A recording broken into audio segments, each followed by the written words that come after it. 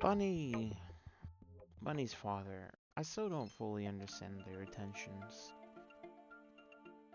I, in some way, hope that they had any form of good intentions, but it seems like they just wanted to do it mostly for the experiment, considering how they left Bunny in the real world alone after the experiment.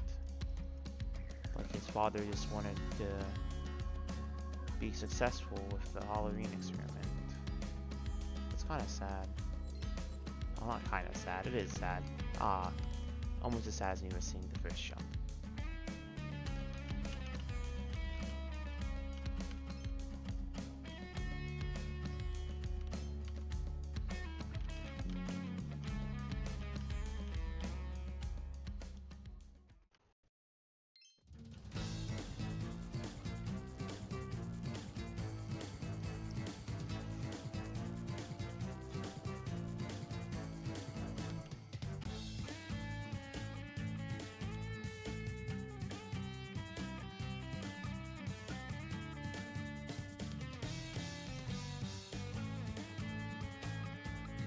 Ah, door jumps.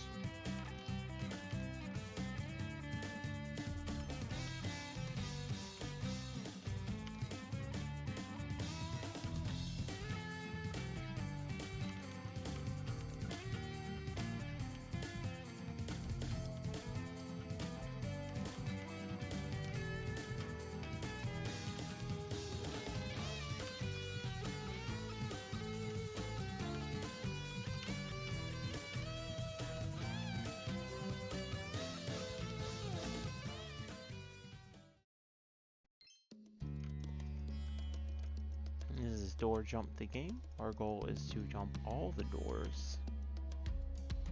We will do a good jumping on them.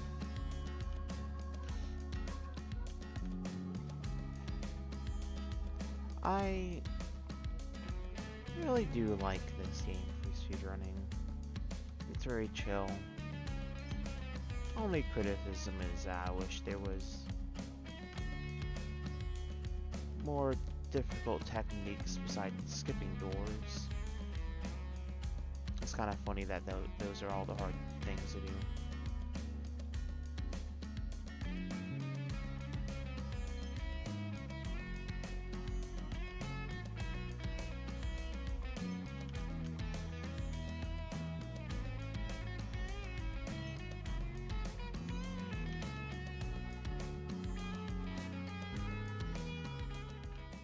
An earlier jump would have been better there, so I can get down sooner. I love this track. Alright, let the door skipping commence.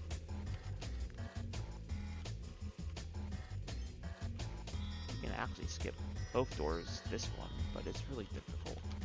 I'm still gonna practice it though.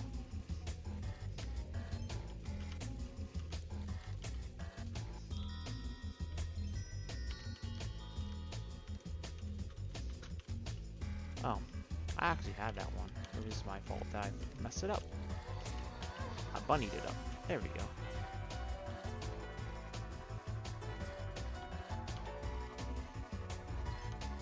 Embarrassing.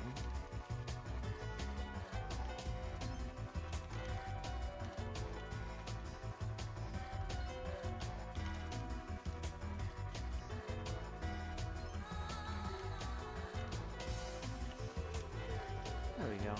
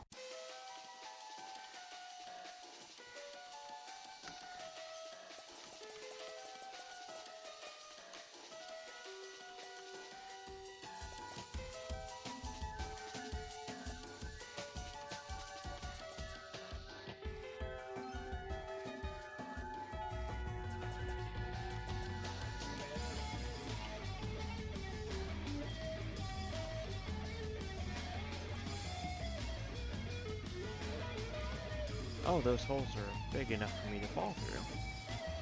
Interesting. I never actually knew that. Let me stop going. Look this up.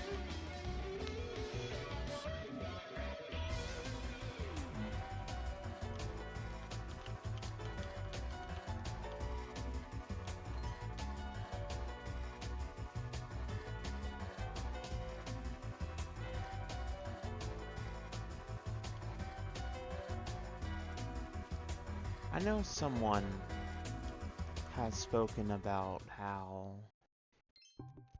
the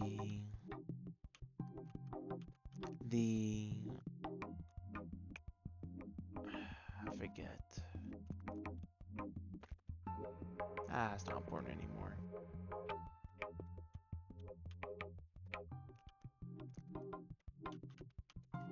Oh yeah, spoken about how diagonal or backwards b-hopping will be faster because it's like an Unreal Engine game. But that doesn't really make sense to me. Not all Unreal Engine games are built the same way. So, I'd love it if someone was able to prove if that's a thing or not. Though, I don't think backwards b-hopping is ever going to be a thing for this game. Simply, they won't be developed that far where that time save becomes relevant, I think. But diagonal is a lot easier to do, so I could see that potentially being a thing. Could be fun.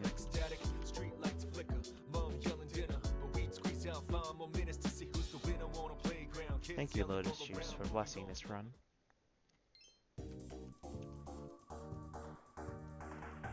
I still can't believe it's the real Lotus Juice. I guess it makes a lot of sense for Juice to get Lotus Juice to juice up for their game. It's very nice. I remember first hearing them back 10 years ago or so, when I first played Persona 3. Very good game. Singing style always sucked with me. So has the wacky lyrics. Like 3 dots to connect a rectangle, everyone knows that one. Though it's kind of a banger line, and we all know it. I can't do basic platform. I'm supposed to be a speedrunner.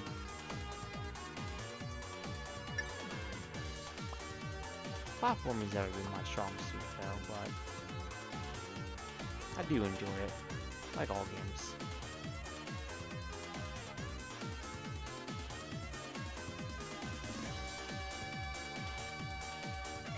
Kinda helps that this one's such a vibe.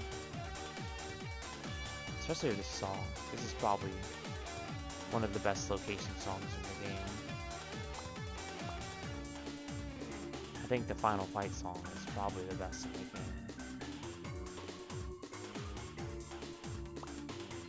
The Lotus Juice is pretty close.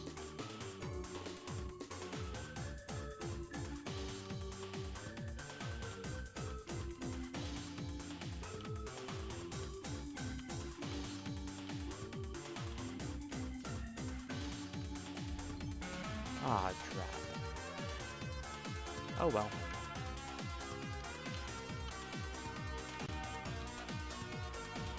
I could have made that. That was pretty bad. But we're here. You know, talking like this helps me focus up for this speedrun actually. If I'm not chilling, I feel like get too stressed, not in the flow state. I don't know what it is. It's not good for practicing, mind you, but for just doing runs, it's good to just talk them. Learn, I guess.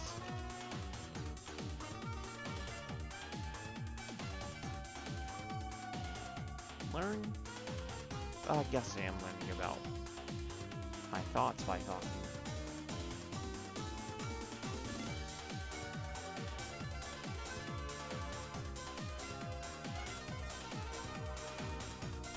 speedrun with a side of mumbling is quite fun.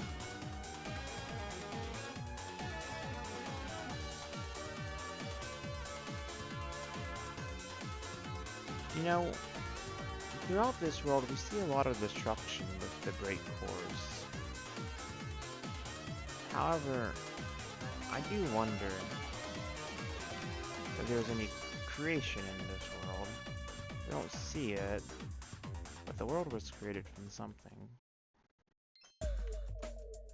Whether it be from digital volcanoes, maybe land masses or something like that.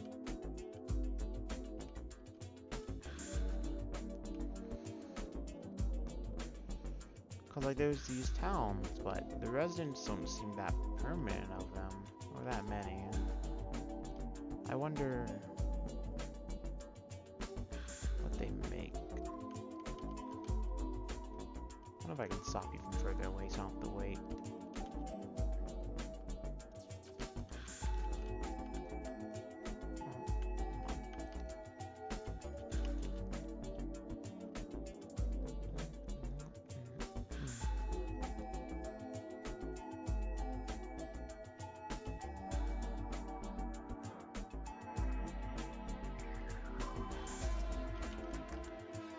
I always forget that.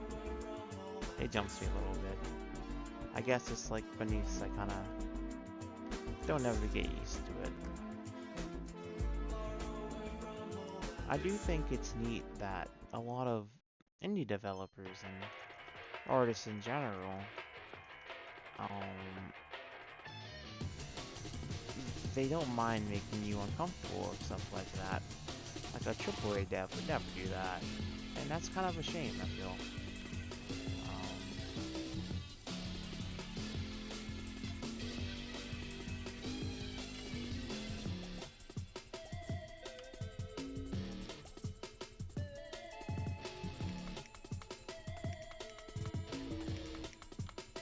Because it's a good way to represent what the characters of this game go through. I always mess up that jump.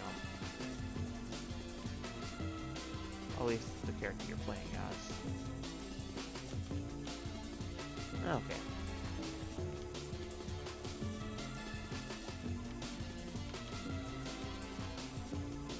A lot of moving things on right there, making it probably the most difficult section of anything before the final boss, honestly.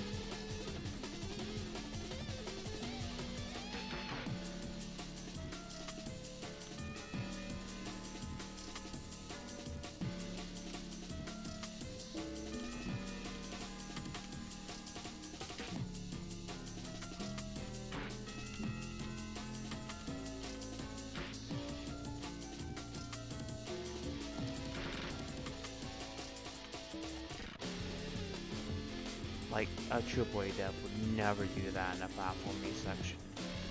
It would be like through one of those slow walking sections where, like, you're contemplating your morality or something, the evil deeds you have committed or atrocious. But, like, nah, you know? People don't get breaks to examine their morality. Usually whenever they're examining their morality, it's during the hardest of times.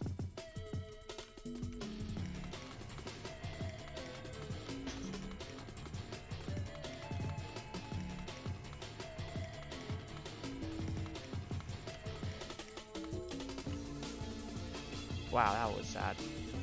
That's a minute time loss.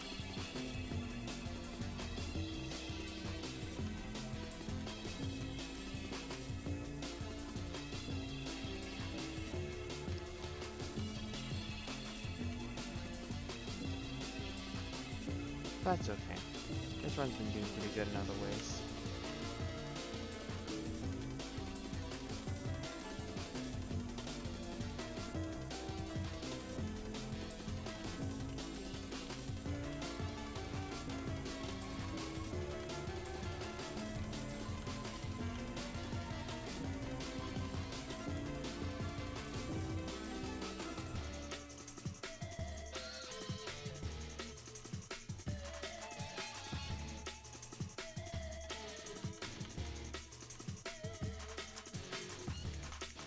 I like the clapping in this music.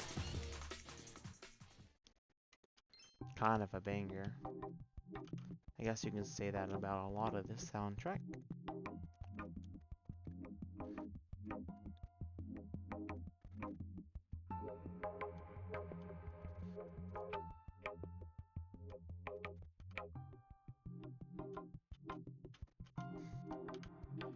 You know, if anyone actually listens to this, y'all gotta tell me what your favorite soundtrack, part of the OST of this game is.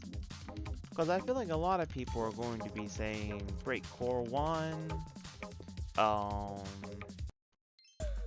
Good Old Days, the Final Fight song, like those are the three cream of the crops, you know, I feel. However though, I could be wrong. And I'll be interested to hear what people think. I remember way back when, no worries in the world, thought this time would never end. Walkman in my pocket, bumping on Illmatic, charismatic. Like my personal favorite song is always going to be the Broken Sides of the final boss song, because when I played this game, I actually did Broken Sides first, because, I don't know, I saw a difficult jump and Mavi didn't want me to go over there, and my gamer brain, I was like, I gotta go over there, the game can't tell me no. And, well, I went over there, and I went through Broken Sides, not knowing what I'm doing. My mind was melting, I was struggling on, it was a good time. Then I got to experience the nice story of the main game afterwards. So I think it's kind of odd you can go into Broken Sides first. Especially with how... I don't know. How Broken Sides connects with the whole story evades me, I guess? Like... I know that... I don't know if it's canon to go in there. But like, it wouldn't be there if it didn't mean something, right? We get to see some form of deeper thing and learn more about the aftermath, right? But what does it mean? That also, this jump is very difficult for me right now. I don't know why.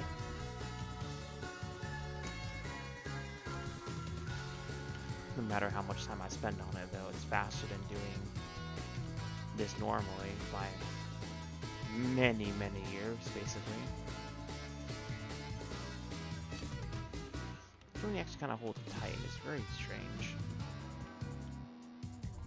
I saw someone do it, and I was like, oh, that's actually possible, because I was never actually doing it by holding it tight. And it's difficult. Like, I'll probably lose time trying to do this trick, but I think that's okay.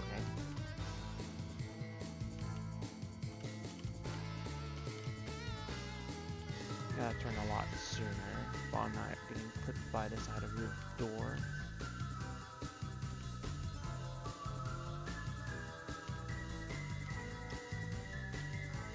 I can do it.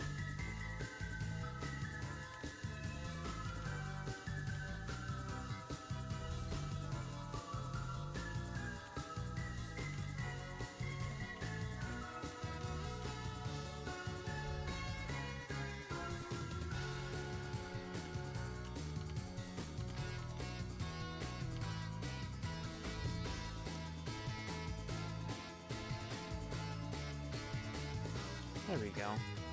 I think the only reason why that jump's possible is because the door isn't actually centered on the platform. Which I think is kind of neat. Last T-Ice Town. I really do like that name. You know, I kind of wish every town had like a little pop-up thingy. Of like, ooh, here's what it is, like how the cyberspace does whenever you get to the Breakcore, or how the Red Chili Desert has it, but of course that's for the game in general. I wouldn't mind to see a little graphic of Icea Town, basically. It's aesthetically my favorite town. If you've ever looked into one of those little hand things, it looks very nice. I don't know. Good color palette, good shader design. It's very nice. Let me not lose like 5 billion years on this part. I've lost a lot of time on it before.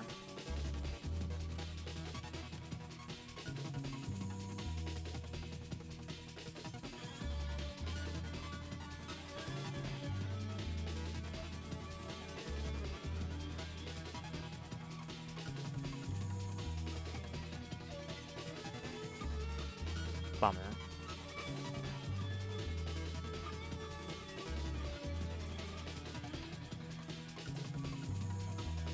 There are people doing skips where they jump onto the cage and not just like pass the door like this at first.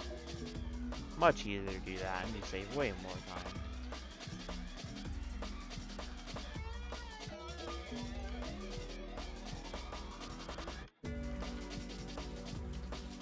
Good platform jump. Alright, there we go, big time losses now. Over for this four.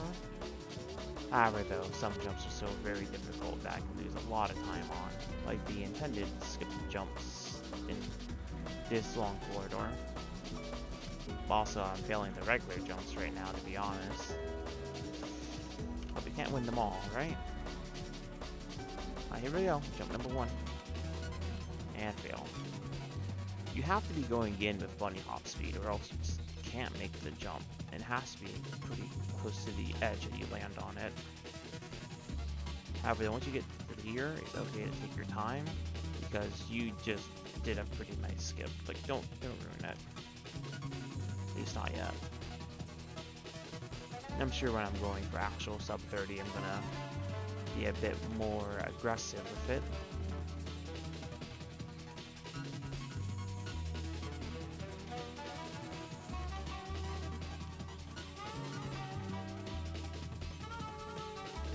Like, you just kind of have to feel out these jumps if you want to get them.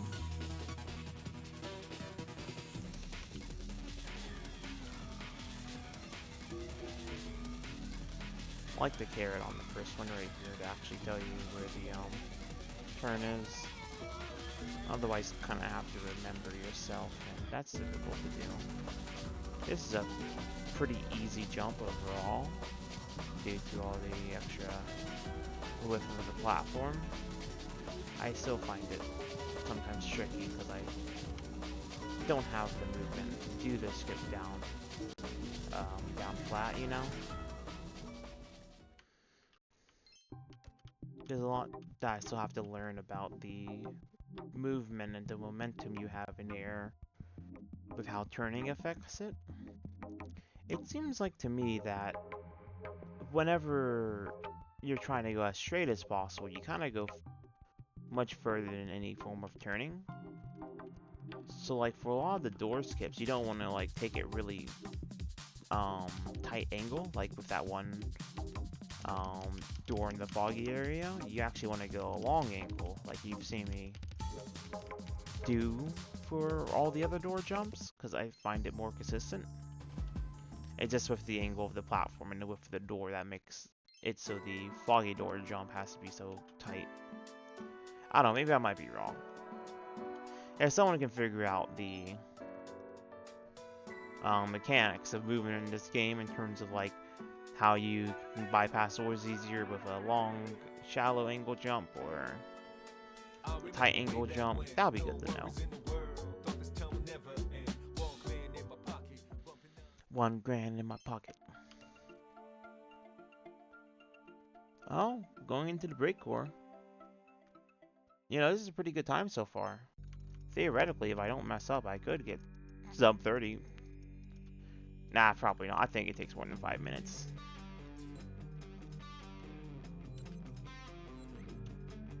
But it would be a pretty decent time, though. That was a pretty good jump right there. I don't usually get it that clean.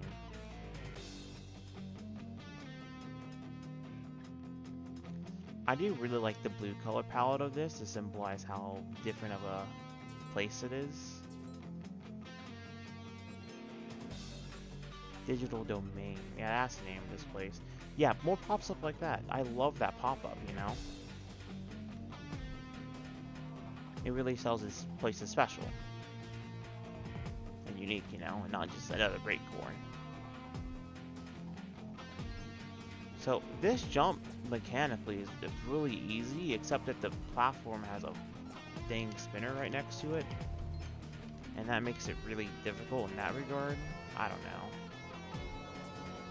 Like, the jump itself is not bad, it's just I'm really bad at dodging that spinner. Oh, there goes like the... I've ruined this up 30. It seems like my hatred for this jump in particular will... Okay, I'm gonna freak out. I'm gonna crash out if I mess this up one more time. Oh my god, I clipped the edge of the platform. There's no reason for it to be this difficult, folks. Are we on the broken sides right now? Am I gonna spend the next 10 minutes on this singular platforming check? It seems like it, folks.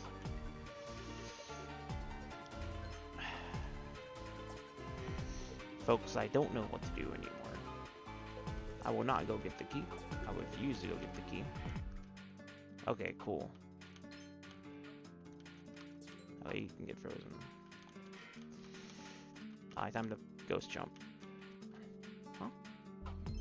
Odd. Usually it tends to be up.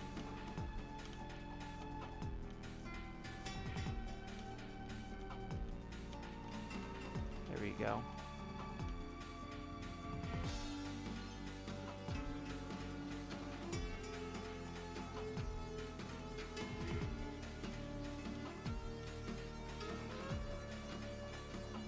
Alright, let's just keep going, folks.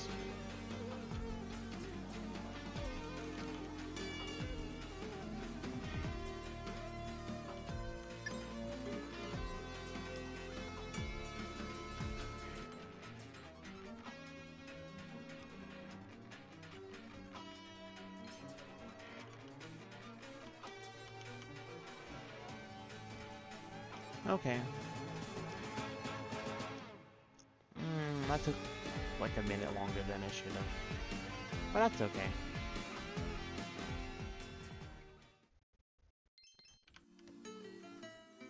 I still just in general have a lot to learn about how to deal with some of the moving platforms in this game. Because the freeze timer seems inconsistent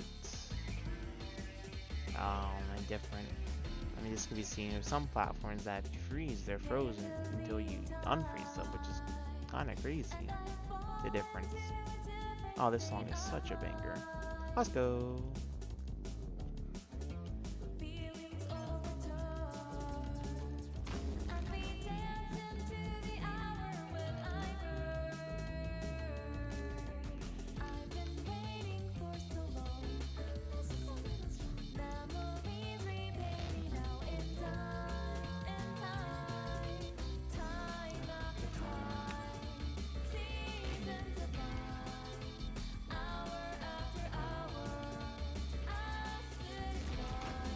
No, you can actually use those, the pushback AoEs to skip things. However, though, if you actually skip a phase, you can't actually win due to the barrier blocking your movement still. So you have to hit it every time, so effectively, there's no point in ever skipping a phase. Also, I swear these checkpoints were not here in normal mode before.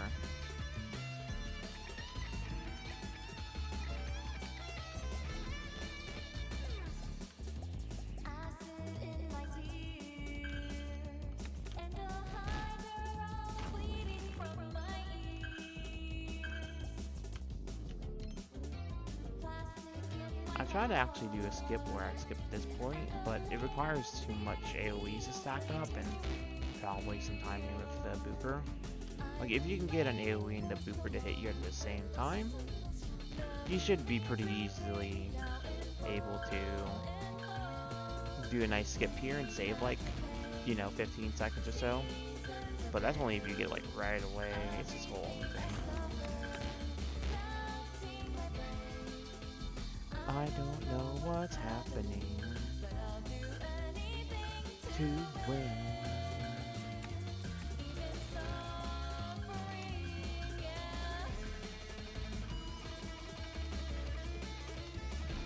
I do not get why there's checkpoints here, folks. I swear there wasn't at the very beginning of it all. There's a lot of them, too.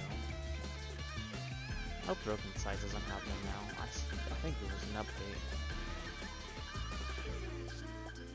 I guess it is a huge difficulty spike for anyone doing it normally. I bungled that. I guess the checkpoint did just save me like a minute of running back.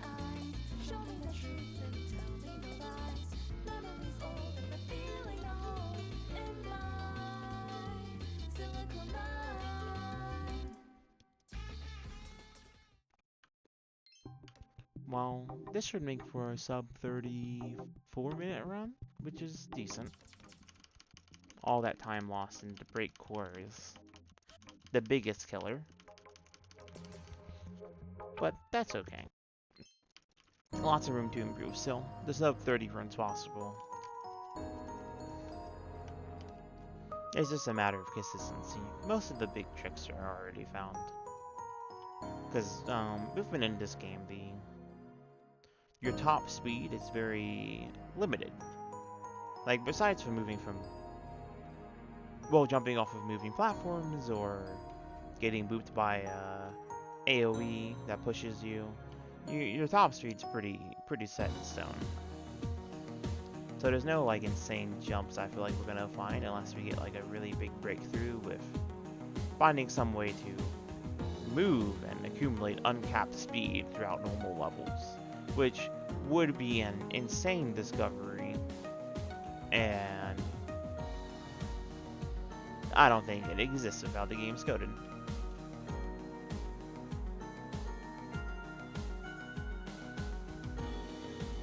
I don't know, maybe there's some moving platform momentum storage or something silly like that. That would be quite entertaining to find.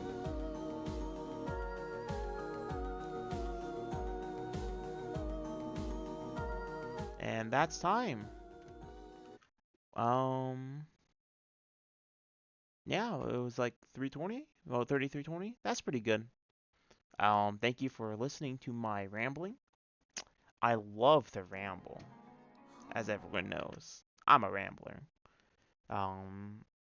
Also, these bitches gay. Good for them.